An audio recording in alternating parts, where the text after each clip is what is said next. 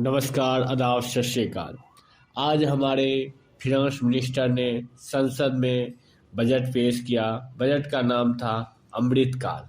अमृतकाल में क्या खास रहा आम जनता के लिए, ये सारी बातें मैं आज आपको बताऊंगा। बजट का मतलब ही होता है कि आम आदमी की जेब पर क्या असर डालेगा। तो जहाँ तक पर्सनल इनकम टैक्स की बात करूँ तो पहले जो था कि 5 लाख तक पे रिबेट मिलता था, जो बढ़ा के अब 7 लाख रुपये कर दिया गया है। 2 लाख की इसमें बढ़ोतरी हुई है। पर्सनल इनकम टैक्स स्लैब की बात करूं तो 2021-22 जो फिनेंशियल ईयर था उसमें अगर आप 2.5 लाख रुपये तक का अगर कोई इनकम करते हो तो इस पे आपको कोई भी टैक्स नहीं देना पड़ता था। लेकिन वही फिनेंशियल ईयर 2022 और 2023 में अगर आप 3 लाख तक का अगर कोई इनकम करते हो तो इस पे आपको कोई भी टैक्स नहीं देना पड़ेगा। 2021 और 22 का जो फिनेंशियल ईयर था इसमें जो क्या था कि 2.5 लाख रुपये से लेकर अगर आप 5 लाख रुपये तक का करते हो इनकम तो आपको 5% का टैक्स देना होता था।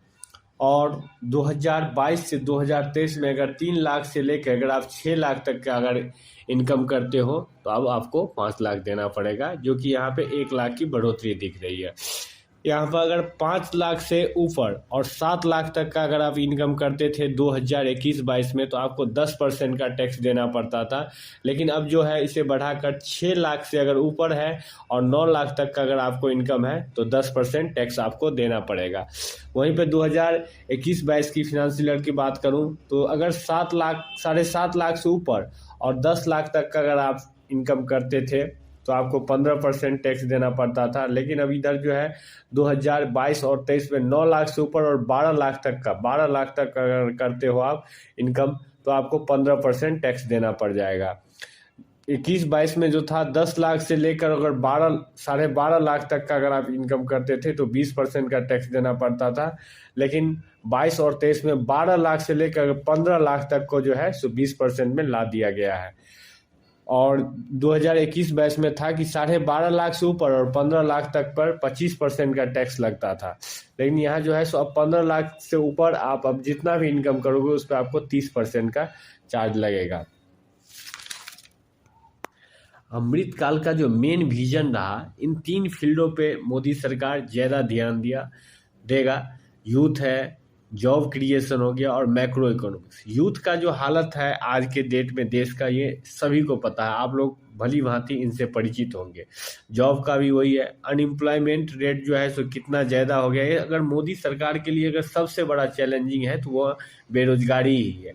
हमारे देश में सरकारी डाटा के अनुसार लगभग 10% लोग बेरोजगार हैं। ये कोई छोटा मोटा आंकड़ा नहीं है। मैक्रो इकोनॉमी का बात करूँ तो ये सबसे बड़ा अधिक रोजगार देता है। इस सेक्टर पे भी ध्यान दिया जाएगा मोदी सरकार के द्वारा।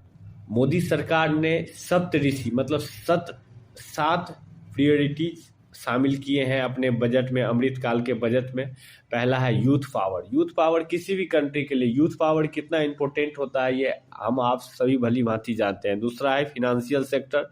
तीसरा है रीचिंग द लास्ट माइल, मतलब इसका मतलब ये है कि आप जितना भी विकास का कार्य है वो अंतिम छोर तक किसी भी गांव तक विकास पहुंचाना है। चौथा है इंक्लूसिव डेवलपमेंट। पांचवा है इंफ्रास्ट्रक्चर एंड इन्वेस्टमेंट। इंफ्रास्ट्रक्चर कितना जरूरी होता है देश के लिए और इन्वेस्टमेंट ये आप सब भली भांति परिचित होंगे।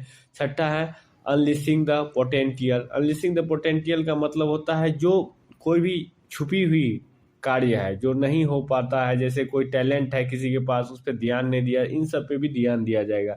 उसके बाद 7वां है ग्रीन ग्रोथ। ग्रीन ग्रोथ में भी इंडिया जो है बहुत पीछे है, 169 रैंक पे है। उस एग्रीकल्चर और कोऑपरेटिव सेक्टर पे भी इस बार ध्यान दिया गया है मोदी सरकार के द्वारा। एग्रीकल्चर में जो है सो हमारा देश सेकेंड स्थान पे है, चाइना के बाद सेकेंड स्थान पे है। इसमें पहले 6 लाख करोड़ का बजट रहता था, लेकिन इस बार इसको बढ़ाकर एक साथ 20 लाख करोड़ किया गया है, जो कि बहुत ही अच्छा है। एग्रीकल्चर और कोऑपरेटिव में जो है तो इसमें एनिमल भी आता है, हस्बेंड्री, डेयरी, फिशिंग, इस सारे सेक्टर इसी के अंदर ही आता है। हेल्थ सेक्टर की बात करें तो हेल्थ सेक्टर में आप सभी को पता है कि इंडिया का क्या स्थिति है। हेल्थ जो है हमेशा से हमारे देश के लिए एक चुनौती रहा है और हेल्थ में हमारा देश 150 स्थान पे है। तो इस अमृतकाल के इस बजट में हेल्थ सेक्टर पे भी ध्यान दिया गया है। हेल्थ सेक्टर में 157 नर्सिंग कॉलेज बनेंगे, न्यू रिसर्च फार्मास्यूटिकल लॉन्च किए जाएंगे और इस सेक्टर पे करीब 1250 करोड़ रुपए खर्च किए जाएंगे। एजुकेशन और स्किलिंग के बारे में भी बताऊंगा। इसमें भी भारत का कोई अच्छा स्थिति तो है नहीं। एजुकेशन में भी हमारा देश जो है सो 68 रैंक है पूरा ऑल ओवर इंडिया में। इस पे 2.9% जीडीपी का खर्च किया जाएगा एजुकेशन पे। इसमें जो है सो एजुकेशन में जो है सो हर डिस्ट्रिक्ट में एक टीचर ट्रेनिंग इंस्टीट्यूट खोला जाएगा और हर विलेज तक डिजिटल नेशनल लाइब्रेरी खोले जाएंगे ये बच्चों के लिए पढ़ाई के लिए। हर गांव में, हर पंचायत में, इस वार्ड में इस तरह से खोले जाएंगे। अब बात आती है कि हमारे सरकार के पास पैसा का इनकम जनरेशन, एक तो इनकम टैक्स ही तो नहीं है, और भी जो सोर्स है वो कौन कौन से सोर्स है जहां से हमारे सरकार के पास पैसा आती है जो इन इंफ्रास्ट्रक्चरों पर खर्च की जाती है। तो इनकम टैक्स से जो है सो 15% टोटल बजट का आता है इनकम टैक्स से। कॉर्पोरेट टैक्स जो है उससे 15%। इनकम टैक्स क्या होता है? इनकम टैक्स ये होता है जैसे आम पब्लिक जितना अर्निंग करता है, जो कोई 10 लाख कमाता है तो 10 लाख अगर कोई कमा रहा है तो इसका मतलब है कि वो उसका 10% करीब 15% करीब गवर्नमेंट को देगा। तो यही हो गया इनकम टैक्स। कॉर्पोरेट टैक्स होता है जैसे कोई कंपनी है तो वो जितना अर्निंग करता है तो उससे भी 15% सरकार उछलती है कॉर्पोरेट टैक्स। हम कॉर्पोरेट टैक्स से जो है इनकम बहुत कम आ रही है जिस हिसाब से हमारे देश में कॉर्पोरेट सेक्टर है। उसके बाद है नॉन टैक्स रिसिप्ट, उसके बाद है नॉन डेब्ट कैपिटल रिसिप्ट, उसके बाद है union excise duty. Excise duty वो होता है किसी भी, जैसे चाइना से कोई माल आता है, कोई सामान आता है तो उस पर जो टैक्स लगता है उसे एक्साइज ड्यूटी कहते हैं। गुड्स एंड सर्विस टैक्स, जैसे अगर कोई सर्विस है इन सब पे भी जो टैक्स लगता है तो उसे गुड्स एंड सर्विस टैक्स कहते हैं। जैसे कि आप दुकान में गए, राशन के दुकान पे, वहां से अगर फॉर्चून तेल लेते हैं तो फॉर्चून टैक्स तेल जो लेते हैं उस पर गुड्स एंड सर्विस टैक्स लगता है। उससे हमारे देश को करीब 17% उनसे भी आता है। बाद बाकी जो है सो हम लोन लेते हैं, ब्रोजिंग करते हैं दूसरे कंट्री से, वो जो है अभी भी बहुत ज़्यादा है। 34% जो हमारे बजट का है वो लोन से ही आता है। ये अच्छी बात नहीं है, लोन लेकर हम 34% अपना पूर्ति करते हैं। अब ये पैसा जो आता है उसको हम खर्च कहाँ पे करते हैं? तो खर्च जो है सो पेंशन पे करते हैं। 4% पैसा जो है सो पेंशन में चला जाता है। उसके बाद इंटरेस्ट, ये जो हम लोन लिए हैं 34%, इस पे हम अपने को 20% जो है सो इस पे खर्च कर देते हैं। लोन जो पेमेंट जो इंटरेस्ट जो है इस पे पेमेंट कर देते हैं। लोन जो हम लिए हैं 34%, इसका इंटरेस्ट ही हमें 20% देना पड़ता है अपने इनकम का। उसके बाद कहते हैं सेंट्रल के द्वारा कोई स्कीम चल जाता है तो जैसे प्रधानमंत्री ग्राम सेवक योजना है, ग्रामीण योजना है, जल जीवन योजना है, इन सब पे जो है सो 9% करीब खर्च हो जाता है। डिफेंस जानते ही हैं अभी भारत पाकिस्तान को लेकर कितना ज़्यादा डिफेंस पे खर्च है। डिफेंस पे 8% खर्च हो जाता है। फिनेंशियल एंड अदर ट्रांसपोर्टेशन पे 9% खर्च होता है। स्टेट एंड अदर ड्यूटीज पे खर्च हो जाता है 18%। सब्सिडी जो मिलता है किसी भी स्टूडेंट को मिलता है, किसान को मिलता है, किसी भी फील्ड में मिलता है, इस पर 7% खर्च होता है। और अदर एक्सपेंडिचर जो है सो 8% है। हेल्थ पे जो है पहले जो था सो 100 हेल्थ सेक्टर पे पहले 100 करोड़ खर्च किया जाता था, अब जो है सो 1250 करोड़ खर्च किए जाएंगे। जल जीवन मिशन पे जो था सो 60,000 करोड़ खर्च किया जाता था, अब जो है सो 70,000 करोड़ रुपया खर्च किए जाएंगे। प्रधानमंत्री आवास योजना पे पहले 48,000 करोड़ रुपया खर्च किए जाते थे, अब जो है सो 80,000 करोड़ रुपया खर्च किए जाएंगे। स्कूल पे जो था पहले स्कूल पर 2,000 करोड़ नए स्कूल बनाने के लिए मिलता था, लेकिन अब इसको बढ़ा के 5,943 करोड़ कर दिया गया है।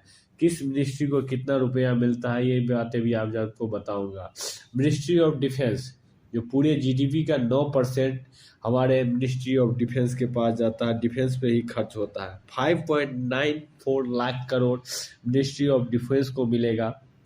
Ministry of road and transport and highway को 2.70 लाख करोड़ मिलेगा। रेलवे को 2.41 लाख करोड़ मिलेगा। होम अफेयर्स को 1.96 लाख करोड़ मिलेगा। Ministry of food and public distribution को 2.06 लाख करोड़ मिलेगा। Ministry of chemical and fertiliser को 1.78 करोड़ रुपये मिलेंगे, लाख करोड़ रुपये मिलेंगे। मिनिस्ट्री ऑफ रूरल डेवलपमेंट को 1.60 लाख करोड़ रुपये मिलेंगे। एग्रीकल्चर एंड फार्मर वेलफेयर को 1.25 लाख करोड़ रुपये मिलेंगे और कम्युनिकेशन को 1.3 लाख करोड़ रुपये मिलेंगे। ये सारी डाटा जो है सो मैं आपके पास रखा हूँ। ये पूर्ण बजट तो नहीं है, लेकिन मैं अपने तरफ से पूर्ण कोशिश किया कि सिंपल से सिंपल भाषा में आपको बताऊं कि बजट में क्या क्या है और बजट में क्या क्या रहा और कितना पैसा किस मिनिस्ट्री को मिला। धन्यवाद। अगर आपको ये वीडियो थोड़ा सा भी इंफॉर्मेटिव लगा है तो चैनल को सब्सक्राइब करें, वीडियो को लाइक करें और कमेंट करके बताएं कि कहाँ कोई त्रुटि रह गई है। धन्यवाद।